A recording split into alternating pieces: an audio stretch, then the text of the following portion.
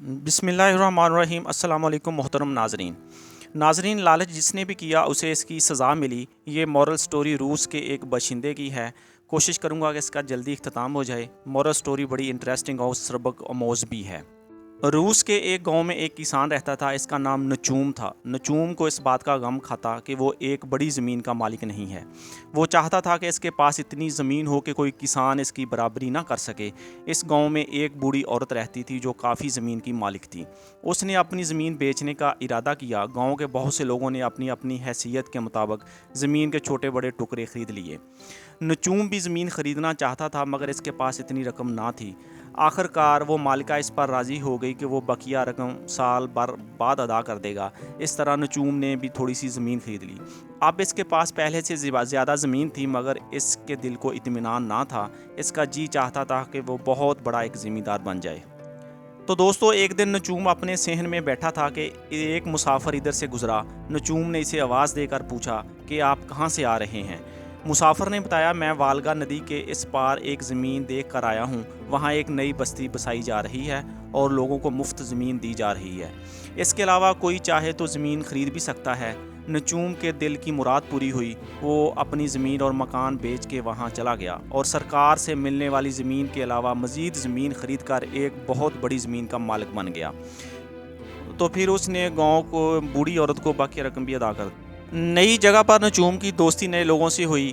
ان میں سے کئی ایک ایسے تھے جن کے پاس نچوم سے زیادہ رقم تھی اور زمین بھی تھی۔ چنانچہ اسے اپنی زمین پھر چھوٹی لگنے لگی۔ ایک دن ایک تاجر سے نچوم کی ملاقات ہوئی۔ وہ تاجر مختلف علاقوں میں جا کر اپنا مال بیچتا تھا۔ اس نے نچوم کو بتایا، یہاں سے دور باشکروں کے علاقے میں زمین بہت سستی ہے۔ باشکروں کے پاس زمین بے حساب ہے مگر وہ کھیتی باڑی کرنا پسند نہیں کرتے۔ مویشی پالتے ہیں، اس لیے زمین بہت سستے داموں بیچ دیتے ہیں۔ یہ لوگ بہت سیدھے سادے ہیں، اگر ان کے لیے کچھ تحفے آپ لے جاؤ تو وہ خوش ہو جائیں گے۔ یہ سن کر نچوم کی باچھیں کھل گئیں۔ وہ بڑا خوش ہوا اور وہ وہاں کے لیے روانہ ہو گیا۔ اس نے بہت سے تحفے تحائف خرید لیے اور ایک نوکر کو ساتھ لے کر باشکروں کے علاقوں کی طرف چل پڑا۔ 7 دن اور 7 رات کا سفر کرنے کے بعد ان کی گھوڑا گاڑی باشکروں کے علاقے میں داخل ہو گئی۔ تحفے پا کر باشکر بہت خوش ہوئے اور نچوم کا انہوں نے شکریہ ادا بھی کیا اور پوچھا، بتائیے ہم آپ کی کیا خدمت کر سکتے ہیں؟ نچوم نے کہا، بہت شکریہ، لیکن میں آپ کی کچھ زمین خریدنا چاہتا ہوں۔ ہمارے پاس بہت زمین ہے، آپ جتنی اور جدھر کی زمین چاہیں پسند کر لیں۔ ایک لمبے قد کا نوجوان جو کھال کی ٹوپی پہنے ہوئے تھا بولا۔ یہ باشکروں کا سردار تھا۔ زمین کی قیمت کتنی ہے؟ نچوم نے سوال کیا۔ 1 دن کے 1000 روبل، سردار نے جواب دے دیا۔ میں سمجھا نہیں، نچوم نے کہا۔ مطلب یہ کہ 1 دن میں جتنی زمین کے اطراف آپ چکر لگا لیں گے وہ 1000 روبل میں آپ کی ہو جائے گی، سردار نے جواب دیا۔ 1 دن میں تو آدمی بہت بڑی زمین کے گرد چکر لگا سکتا ہے، نچوم نے خوش ہو کر کہہ دیا۔ سردار نے جواب دیا، جی ہاں، مگر شرط یہ ہے کہ جس جگہ سے آپ سورج نکلتے ہی چلنا شروع کر دیں گے، اسی جگہ سورج ڈوبنے سے پہلے آپ کو واپس پہنچنا ہوگا۔ اگر آپ پہنچ گئے تو جتنا بڑا چکر آپ لگا لیں گے اس کے اندر کی ساری زمین آپ کی ہو جائے گی، اور اگر نہ پہنچ پائے تو نہ زمین ملے گی اور نہ آپ کی رقم واپس ہوگی۔ سردار نے یہ ساری شرطیں نچوم سے طے کر لیں تو نچوم نے یہ شرطیں مان لیں۔ رات زیادہ ہو چکی تھی، نچوم سونے کے لیے چلا گیا۔ سورج کی پہلی کرن کے ساتھ اس کو اپنا سفر شروع کرنا تھا۔ اس نے جلدی سے ملازم کو جگایا، تیزی سے تیار ہوا اور فوراً سردار کی جھونپڑی میں پہنچ گیا۔ تو ناظرین، نچوم نے پہلے ہی سے طے کر لیا تھا کہ وہ مشرق سے ابھرتے ہوئے سورج کی طرف سے چلنا شروع کر دے گا، دوپہر سے پہلے بائیں کو گھوم جائے گا اور چکر لگاتا ہوا شام سے پہلے لوٹ کر ٹیلے پر پہنچ جائے گا۔ دوستو، سب باشکر وہاں پہلے ہی پہنچ چکے تھے، ناشتہ کر کے سورج نکلنے سے پہلے ہی ٹیلے پر جمع ہو گئے تھے۔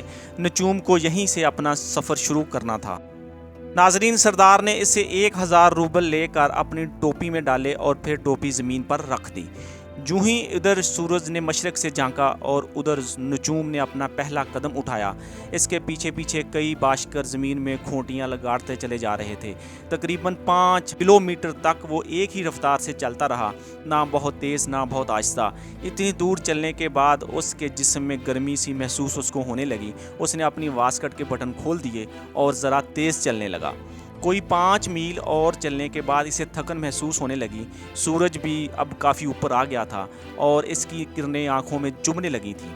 نجوم نے سوچا کہ کوئی 5 میل سیدھا چلنے کے بعد وہ بائیں طرف مڑ جائے گا اور سورج کے اوپر آتے ہی واپسی کا سفر شروع کر دے گا، مگر وہ جتنا آگے بڑھتا جاتا تھا اتنی ہی ہریالی اور اونچی گھاس اسے نظر آتی جا رہی تھی۔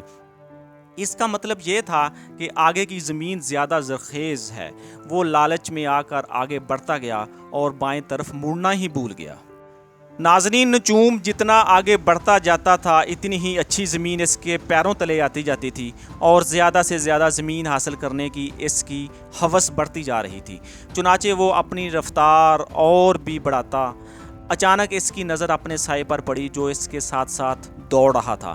اس کا مطلب تھا کہ سورج مغرب کی طرف ڈھل چکا تھا، لیکن وہ واپس مڑنے کی بجائے بائیں طرف بڑھتا چلا جا رہا تھا۔ وہ سوچنے لگا کہ اب ٹیلے کی طرف مڑ جانا چاہیے۔ زمین کے لالچ نے اسے اب تک مڑنے نہ دیا تھا۔ وہ آگے ہی بڑھتا گیا۔ بالآخر وہ دل پر جبر رکھ کے مڑ گیا۔ سورج ڈوبنے میں اب زیادہ دیر نہ تھی، مگر اب تک اسے ٹیلا دکھائی نہ دے رہا تھا۔ اس کی سانس لوہار کی دھونکنی کی طرح چل رہی تھی۔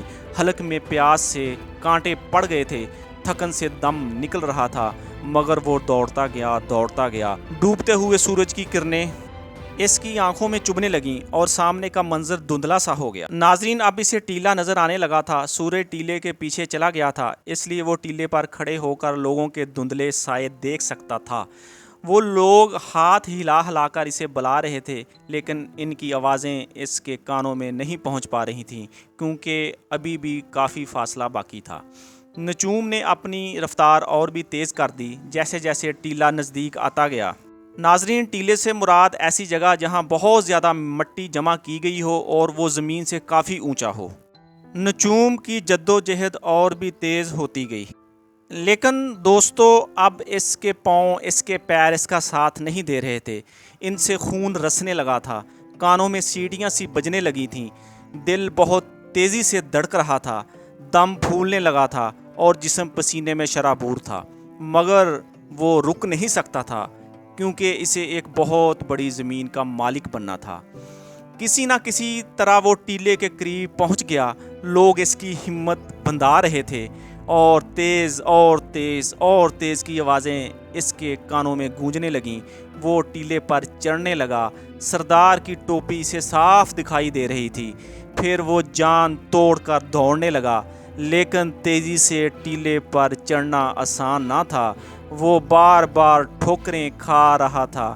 ادھر سورج کی کرنیں ٹوپی کے کناروں کو چھو رہی تھیں۔ ناظرین، اچانک نجوم ایک ٹھوکر کھا کر زمین پر گر پڑا۔ گرتے گرتے بھی اپنا ہاتھ ٹوپی کی طرف بڑھایا، مگر وہ اس کی انگلیوں سے اب بھی دور ہی تھی۔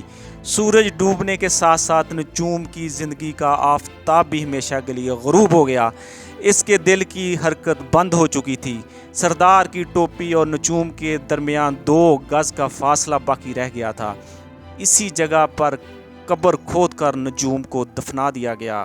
تو دوستو، لالچ کرنے والے کو ہمیشہ اس کی سزا ملتی۔ اسی طرح نجوم کو بھی لالچ نے موت کے منہ میں دھکیل دیا۔ نہ اس کے پاس زمین رہی، نہ اس کے پاس زندگی رہی۔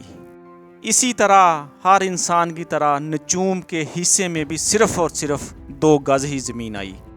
تو دوستو، 2 گز زمین کا ٹکڑا، چھوٹا سا تیرا گھر ہے، طے کر رہا ہے جو تو 2 دن کا یہ سفر ہے۔ ناظرین، آپ کی سماعتوں کا بہت شکریہ۔